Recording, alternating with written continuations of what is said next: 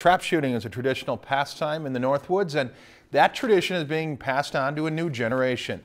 In this week's Northwoods Adventure, Shane Lee targets the Teach a Kid to Trap Shoot Day at the Lakeshore Conservation Club in Nisswa.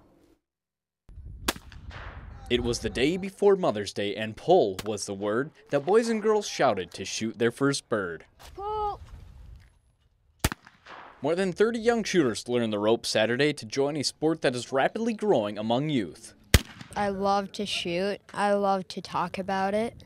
This is really fun for me. The sport is really taking flight at the high school level. The Minnesota State High School Clay Targets League has grown from 3 teams in 2008 to 57 teams in 2012. Events like Teach a Kid to Trap Shoot are vital to the sport's success.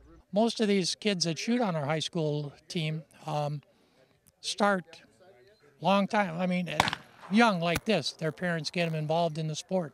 The event allows kids to shoot as many rounds as they have time for. Every student starts out the same way, a basic safety lesson on using a firearm. The safe handling of it, where it needs to be pointed, just the basic ground rules of gun safety.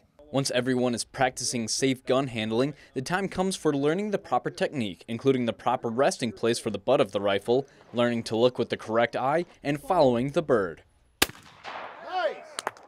When the bird comes up, you just follow through, and then you pull the trigger, and then just follow through after you pull it. The basic techniques are well known to more experienced shooters. Last year, I had a big bruise because I couldn't handle the gun right away.